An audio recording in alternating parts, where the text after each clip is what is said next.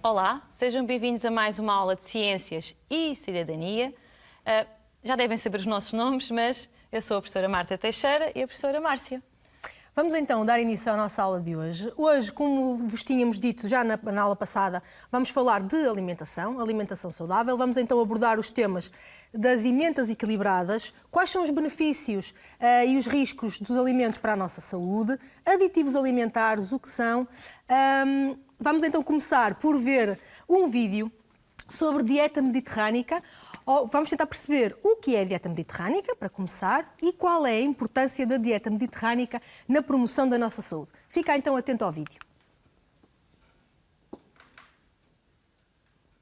Na Europa, existem diversos padrões alimentares, que são um reflexo da cultura de cada sociedade. A designação dieta mediterrânica nasce dos hábitos alimentares das populações da bacia do Mediterrâneo, incluindo Portugal. Atualmente não é apenas um padrão alimentar, mas sim um estilo de vida. Esta dieta recomenda 5 refeições diárias, um pequeno almoço abundante, o uso de alimentos frescos, o consumo moderado de carne, a utilização variada de vegetais e do azeite como principal gordura alimentar, e o uso de especiarias para dar sabor aos pratos, substituindo o sal. Assim, a dieta mediterrânica é um excelente modelo de vida saudável que reflete uma alimentação completa, equilibrada e variada. Aliada à partilha de refeições com família e amigos, ao exercício físico e ao descanso adequado, esta dieta constitui um passo importante para a manutenção do equilíbrio do organismo. Estudos referem que é capaz de promover um bom nível de saúde cardiovascular, potenciar uma maior esperança de vida, proteger contra vários tipos de cancro e prevenir potencialmente doenças como a diabetes tipo 2, hipertensão, osteoporose e Alzheimer. Em suma, a dieta mediterrânica é um excelente modelo de vida saudável que constitui um passo importante na promoção da saúde do organismo. Bem, como acabaram de ver no vídeo, o vídeo explicou muito bem que o padrão alimentar mediterrâneo refere-se então a estilos de vida e escolhas. Essas escolhas são muito importantes para mantermos uma vida saudável e preservar a nossa saúde. No vídeo foi mostrado também a pirâmide alimentar, a pirâmide mediterrânica. E ela o que é que nos indica? Dá-nos indicações muito importantes. Eu não vou estar aqui a esmiuçar a pirâmide ao pormenor, eu só quero que vocês reparem o que está na base. O que está na base é então aqueles estilos de vida que foram mencionados no vídeo, que são a atividade física regular, um descanso adequado e a convivência. E também a confecção dos alimentos. Na base está também igualmente a água, que é a principal bebida que devemos ingerir ao longo do dia, e depois temos aqui vários setores e várias categorias, nomeadamente aqui na parte vertical vocês também têm as porções com que estes alimentos devem ser ingeridos ao longo do dia. Vamos passar então para as orientações fundamentais que a pirâmide nos indica e que devemos então seguir. Tomar sempre o pequeno almoço, muito importante, preferir azeite como fonte de gordura, reduzir o consumo de gorduras, principalmente de origem animal, aumentar o consumo de hortaliças, frutos e legumes, comer sopa, essa sopa rica em hortaliças e legumes às refeições principais, preferir fruta como sobremesa, e sim, a fruta pode ser uma sobremesa, por isso é que no vértice da pirâmide os doces estão lá, porque só devem ser consumidos semanalmente, uma vez por semana. Preferir peixe e carnes magras, evitar alimentos salgados, evitar ingerir açúcar e produtos açucarados, evitar alimentos fritos e preferir estofados, cozidos e grelhados. E, por fim, como eu disse há pouco, beber água ao longo do dia. Márcia, eu se calhar propunha-te aqui o desafio de sugerir uma emenda para podermos fazer ao longo do dia. O que é que tu sugeres? Que emendas é que tu sugeres? Eu trouxe aqui umas sugestões, aqui umas emendas equilibradas. E para dar como exemplo, então, para termos em consideração todas estas orientações que a professora Marta explicou, Então, mas afinal, o que é que eu devo comer? O que é que eu devo comer ao pequeno almoço ou ao jantar? Às vezes ficamos um bocadinho baralhados. Então trago aqui algumas sugestões de alimentos equilibrados. Então, o pequeno almoço, por exemplo, pode ser constituído por um pão com queijo e fiambre, um copo de leite e uma maçã, por exemplo, ou outra peça de fruta. A merenda da manhã, ou a meio da manhã, devemos fazer um lanchinho, pode ser constituído por um iogurte, uma banana e 3 bolachas Maria, por exemplo. Pode ser também outra peça de fruta em vez da banana.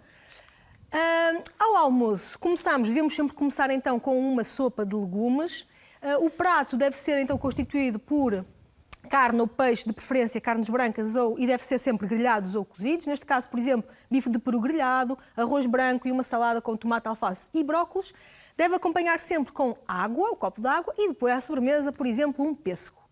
À tarde, a merenda da tarde pode ser constituída por uma fatia de pão com queijo fresco e um batido de leite e fruta. Por fim, ao jantar, temos aqui, lá está, a sopa de legumes a iniciar a refeição novamente, depois o prato constituído por uma posta de peixe grelhado, foi ao almoço, peixe ao jantar, por exemplo, e um puré de maçã e vegetais. Acompanha novamente um copo de água e, como sobremesa, temos um cacho de uvas pequeno. Claro que podemos ir alterando o peixe e a carne e a fruta, como é óbvio, mas são então aqui exemplos de alimentos equilibrados que deverão fazer em vossa casa, está bem? Então, com jeito de conclusão, para que tenhamos uma alimentação saudável, esta alimentação deve ser completa, variada e equilibrada. Completa porque deve incluir os diversos nutrientes em todas as refeições. Variada porque devemos variar ao máximo em cada refeição diária os alimentos consumidos. E equilibrada porque devemos ingerir os alimentos na quantidade correta. Quantidades estas que estão indicadas quer na pirâmide dos alimentos, quer na roda dos alimentos. Sim? Entendido? Agora, vamos fazer aqui um pequeno quiz, jogo, já sabes como é que funciona aí em casa. Tenta ir respondendo à medida que vais vendo as perguntas, tenta responder antes de mim para ver se já sabes aqui as principais regras da pirâmide alimentar. Vamos lá então dar início, vamos começar. E então, na dieta mediterrânica deves preferir mangas ou laranjas? O que é que achas? Laranjas, por ser um produto local, está bem, cá em Portugal. Depois, na dieta mediterrânica deves consumir menos vezes por semana ovos ou gelados com chocolate. Menos vezes, o que é que achas? É o gelado, obviamente. Próxima. Na dieta mediterrânica deves consumir com maior frequência batatas ou hortícolas. Com maior frequência, o que é que te parece? São os hortícolas, muito bem, é isso mesmo.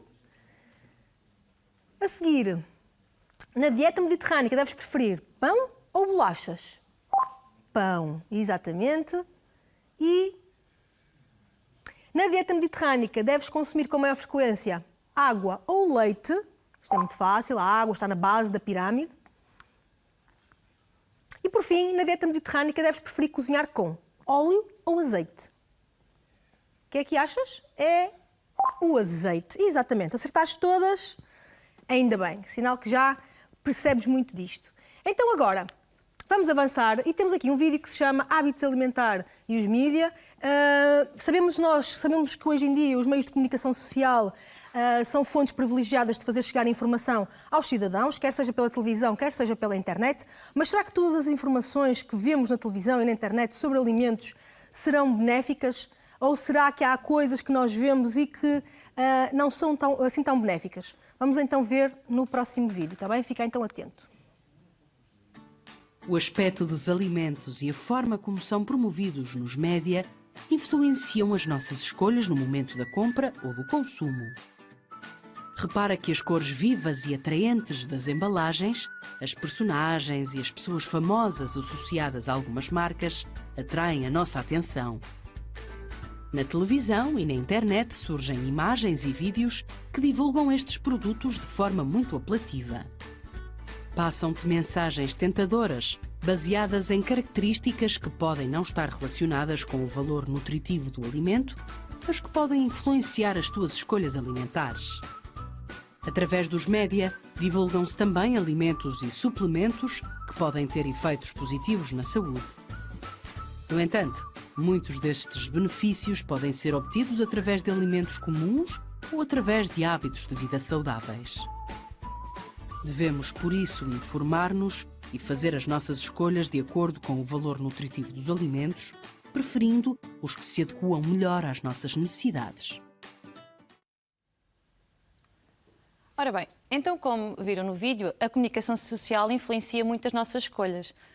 De uma forma positiva, obviamente, mas muitas vezes também nos induz a comprar alimentos que têm um aspecto muito aliciante e que nos sentimos tentados a adquiri-los. Portanto, quando vamos às compras, devemos ter a consciência, e vocês são responsáveis por isso, portanto, sejam conscientes quando vão às compras e comprem realmente aquilo que vos faz falta.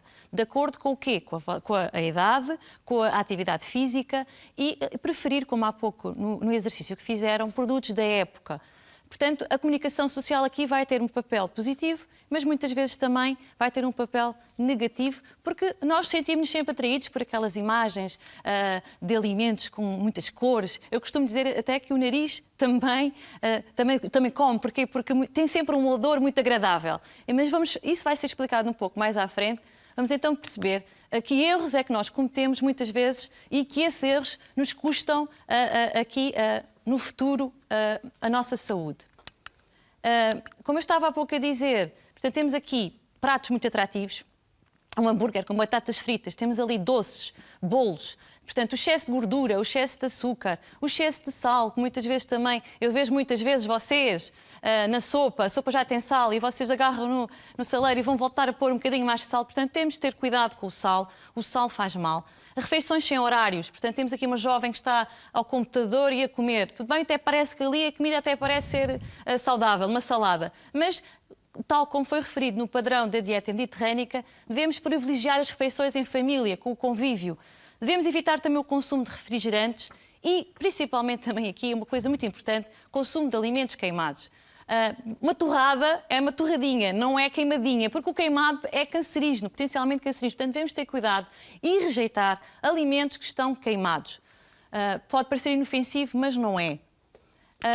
Mais, que doenças então é que esses erros podem provocar?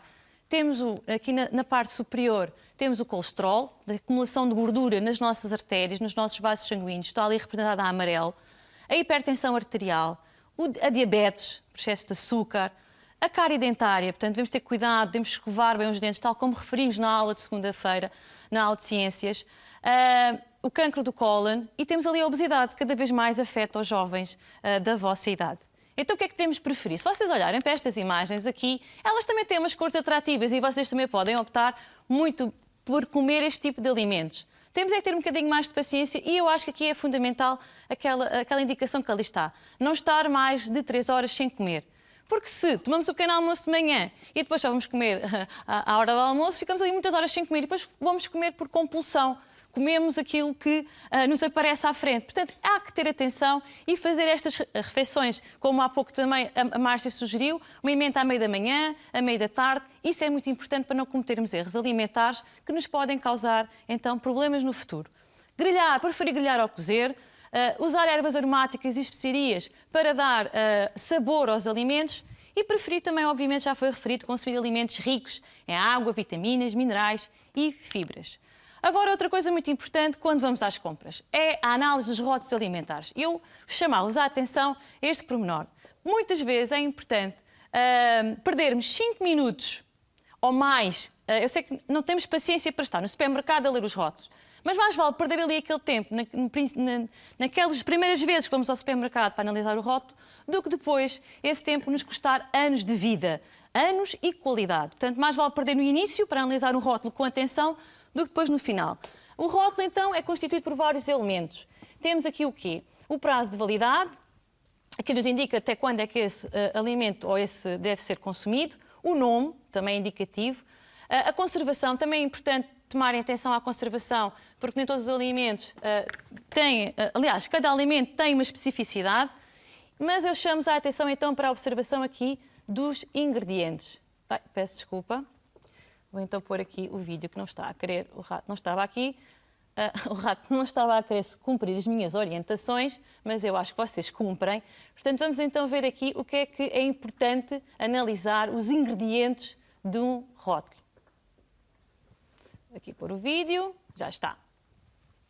Só um bocadinho. Na lista dos ingredientes do produto estão listados, por ordem decrescente de quantidade, todos os produtos que foram utilizados na sua confecção, como, por exemplo, arroz, açúcar, sal. As substâncias que podem causar alergias ou provocar intolerâncias devem aparecer a negrito, sublinhadas ou com cor.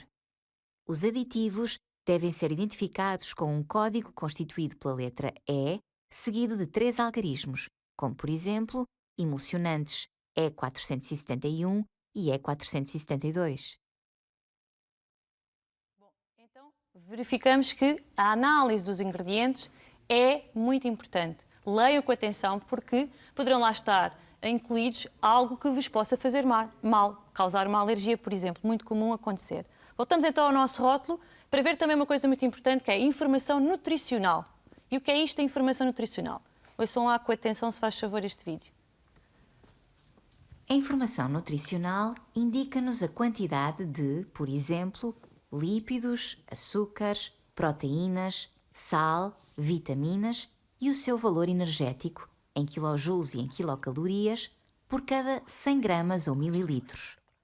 Adicionalmente, estas quantidades podem ser referidas por porção. Esta informação permite comparar os alimentos e fazer escolhas mais saudáveis, por exemplo, evitando alimentos com elevadas quantidades de açúcar ou sal ou com excesso de calorias. Bom, como viram aqui nesta informação nutricional, é muito importante analisarmos porquê. Para vocês, tomem atenção a esta parte do semáforo. Gostava de vos explicar que este semáforo nutricional funciona mais ou menos como o semáforo da estrada, que tem 3 cores, verde, amarelo e vermelho. E o que é que isto quer dizer? Para já, temos que tomar atenção que este semáforo vai nos indicar aqueles nutrientes que nos provocam ou podem ser causadores de doenças. Temos ali a gordura saturada, para os açúcares e para o sal. E o que é que isto quer dizer? Se vamos ver vamos observar o rótulo, a informação nutricional de um alimento, olhamos para ele e vemos, isto está verde. Então, se é verde, posso consumir frequentemente. Então, vou levar. Ou seja, posso, de certa forma, consumi-lo diariamente e frequentemente. Se tiver uma quantidade de gordura, e é o principal que aparece na lista, e está amarelo, então isso é só às vezes. É como na estrada, ok? Aliás, na estrada não devemos passar com o amarelo. De qualquer forma, no semáforo, a vermelho é alto, para aí, não podemos consumir isto diariamente, temos de ter atenção. E muitas vezes, quando vamos adquirir alimentos para consumo diário, não reparamos que o estar vermelho não pode ser consumido diariamente. Portanto, este semáforo é uma excelente comparação para quando vamos analisar os rótulos dos alimentos, verificarmos então que quantidade de gordura, quantidade de açúcar e quantidade de sal. Outra coisa importante nos rótulos, como foi falado, é a introdução de substâncias. A tal substância que eu há pouco falei, não só, mas muitas, que são os chamados aditivos alimentares. Vou-vos então deixar aqui um vídeo para vocês compreenderem o que é isto dos aditivos. Será que os alimentos que ingerimos são constituídos apenas pelos seus nutrientes? Por vezes, são adicionadas substâncias aos alimentos que têm como objetivo melhorar, manter ou conservar as suas características. As substâncias, naturais ou artificiais, que são adicionadas aos alimentos, chamam-se aditivos alimentares. Os aditivos alimentares podem ter várias funções, mas o mais comum é serem utilizados para melhorar o sabor, o aroma ou o aspecto dos alimentos ou para prolongarem a sua duração. Os aditivos presentes nos alimentos estão identificados no rótulo da embalagem e podemos encontrá-los facilmente. Basta procurarmos o seu nome ou, em alternativa, um código de números que começa com a letra E. Vamos conhecer alguns tipos de aditivos? Existem centenas de aditivos diferentes e a sua utilização é bem antiga. Pensa na utilização do sal ou do vinagre para conservar alguns alimentos. Sim, estas substâncias naturais podem ser consideradas aditivos alimentares. Os aditivos artificiais mais comuns são os corantes, que dão cor aos alimentos e os tornam mais atraentes, os conservantes, que impedem a degradação dos alimentos, os antioxidantes, que evitam a oxidação por contacto dos alimentos com o oxigênio do ar, e os espessantes, que dão firmeza aos alimentos, melhorando o seu aspecto. Mas atenção! Os aditivos alimentares devem ser consumidos apenas quando não há alternativa e deve consumir-se a menor quantidade possível. Quanto menos aditivos tiver um alimento, mais saudável este será. Para perceberes melhor as vantagens e desvantagens da utilização destas substâncias, Consideremos, em primeiro lugar, as vantagens.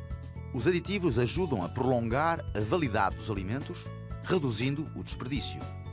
Permitem realçar o sabor de alguns alimentos e previnem a contaminação destes por micro-organismos prejudiciais à saúde humana. Mas não devemos esquecer as desvantagens. Os aditivos podem causar alergias ou problemas digestivos e, também é importante, podem esconder a frescura dos alimentos ou um valor nutricional baixo. Lembra-te, ao escolheres um alimento, lê o rótulo para saberes que substâncias lhe foram adicionadas e recorda as vantagens e desvantagens dos aditivos. Procura sempre dar prioridade aos alimentos frescos e mais nutritivos. Então, após termos visto este vídeo, vamos agora fazer aqui uma pequena síntese dos aditivos, os principais grupos de aditivos que existem e quais são, tal como vimos no vídeo, as vantagens e as desvantagens na sua utilização. Então, aqui nesta imagem nós vemos uma taça com ali umas bolinhas muito coloridas, muito apelativas visualmente, mas aquilo estará cheio de aditivos. Então, temos aqui 7 grupos de aditivos. Já sabes que os aditivos são identificados nos rótulos porque começam sempre com a letra E e depois seguido de 3 algarismos. E dividem-se então em conservantes. Os conservantes, como o nome indica, aumentam a duração dos alimentos, conservam-nos por mais tempo. Os corantes servem para corar, ou seja, dar cor aos alimentos. Os reguladores de acidez neutralizam o efeito dos ácidos. Depois, do lado direito, os antioxidantes evitam a oxidação dos alimentos. Os edulcorantes servem para adoçar, substituindo aqui o açúcar. Os aromatizantes, como o nome indica, vem de aroma, servem para dar um paladar mais agradável ao alimento. E os espessantes, também como o nome indica, espessar, servem para dar consistência aos alimentos. Então, os aditivos alimentares serão bons, serão maus? Então, não é tudo bom, nem é tudo mau. Vamos então ver aqui uma tabela que nos mostra quais são as principais vantagens e desvantagens dos aditivos. Do lado esquerdo vês as vantagens. Vantagens são prevenir a contaminação dos alimentos por micro-organismos, melhoram a apresentação e realçam o sabor dos alimentos e prolongam a sua validade. Como desvantagens, podem causar alergias, e por isso é muito importante ver sempre os rótulos, está bem? Quando vais comprar algum alimento, provocam problemas digestivos e interferem com o valor nutricional dos alimentos. Temos então estas principais desvantagens.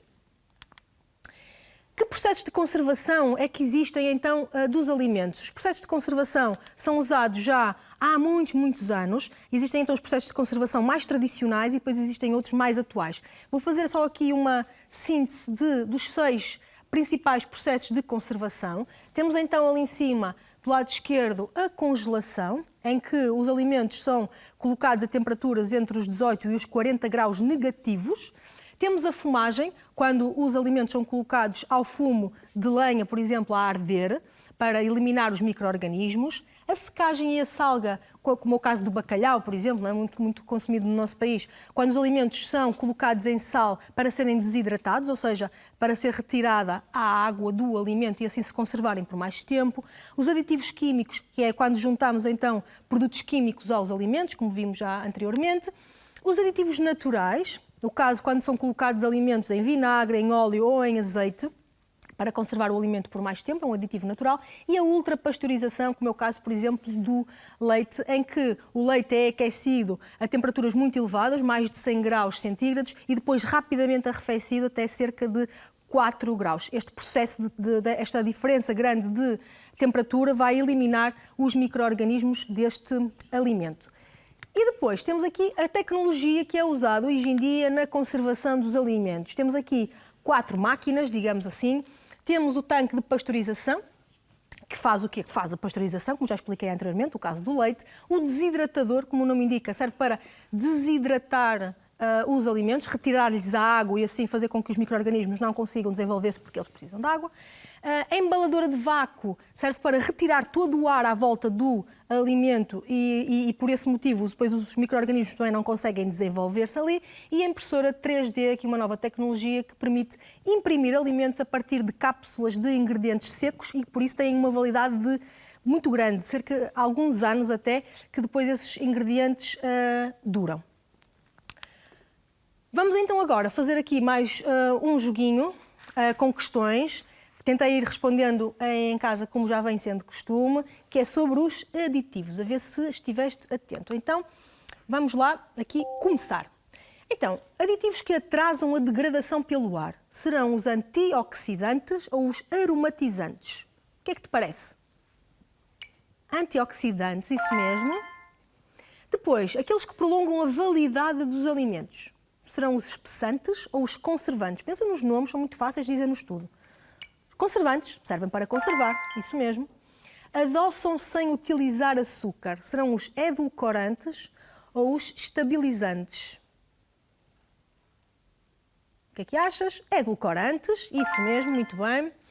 Dão cor aos alimentos, olhem para aquelas cores, estão apelativas. Serão os corantes ou os conservantes? São os corantes, isso. Depois, realçam o sabor dos alimentos. Aromatizantes ou intensificadores de sabor? Qual será? O que é que te parece? Intensificadores de sabor, quase que te enganavas. E dão uma textura adequada aos alimentos. São os estabilizantes ou os espessantes? Serão os espessantes. Muito bem, é isso mesmo. Acertaste todas? Espero que tenhas acertado todas. Agora, vamos passar para um novo conceito, o conceito de novos alimentos. Não sei se já ouviste falar alguma vez. Vamos então ver um vídeo em que nos vai explicar o que é isto dos novos alimentos. Fica atento. Há alimentos naturais como vegetais e frutos, carne, ovos e o peixe que obtemos diretamente da natureza. Mas com o desenvolvimento da ciência e da tecnologia, surgem os novos alimentos que o ser humano produz a partir de matérias-primas naturais ou artificiais. Para poderem ser comercializados, os novos alimentos devem ser testados por instituições oficiais.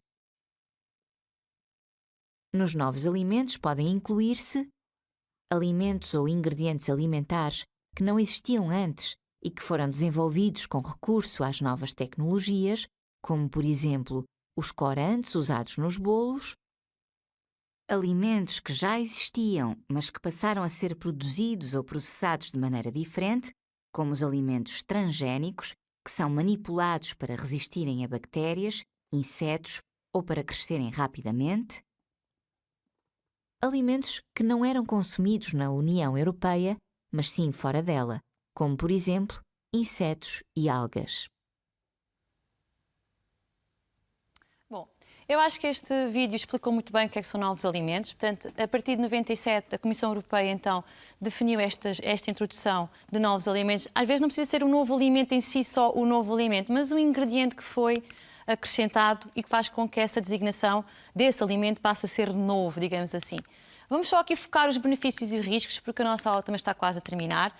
Portanto, que foi falado ao longo do vídeo que vocês ouviram. Aumenta a quantidade e a variedade de alimentos, melhoria das características dos alimentos, maior segurança alimentar, maior duração da validade dos alimentos e diminuição de doenças por micro-organismos e parasitas intestinais. No entanto, há uma diminuição aqui destas doenças, mas pode então, a introdução de novos nutrientes pode então provocar aparecimento de doenças como alergias, perturbações do equilíbrio dos ecossistemas e da biodiversidade e desconhecimento das consequências da introdução e do consumo dos alimentos transgénicos. Vamos então passar aqui para a síntese daquilo que fizemos hoje. Eu focava-me, esta parte aqui, vocês ficaram bem com estas ideias das medidas que contribuem para uma alimentação saudável. Eu gostava mais que vocês se focassem aqui na educação alimentar. Portanto, vocês têm que ser cidadãos com conhecimento e, para isso, devem munir-se das melhores escolhas, como conhecendo os riscos e os benefícios dos novos alimentos, conhecer as funções desses nutrientes, saber ler e interpretar bem os rótulos e conhecer a tecnologia que permite conservar os alimentos. Se vocês fizerem isso sempre e fizerem bem, com certeza que serão melhores cidadãos e vão prolongar então a vossa saúde e a vossa esperança de vida. Márcia, se calhar ficamos com o desafio. Sim, queres passamos passar, para o desafio. Em relação ao desafio, ainda tínhamos aqui o dos rótulos, mas eu prefiro então passarmos aqui para o desafio. Então, hoje trouxemos aqui um desafio. O desafio para vocês fazerem até à próxima aula é, com base naquilo que a professora Marta há bocadinho explicou, naquele descodificador de rótulos, escolha um produto embalado que costumes consumir em casa, pacote de bolachas, iogurtes, seja o que for, e descobre, usando este descodificador de rótulos, se o produto tem a quantidade adequada de gorduras, de açúcar e de sal. Com certeza encontras este descodificador de rótulos no teu manual, ou se tiveres acesso à internet também poderás consultar. Esperemos então que o consigas fazer, esperemos que tenham gostado da aula e até à próxima aula. Até à próxima aula. Fiquem bem.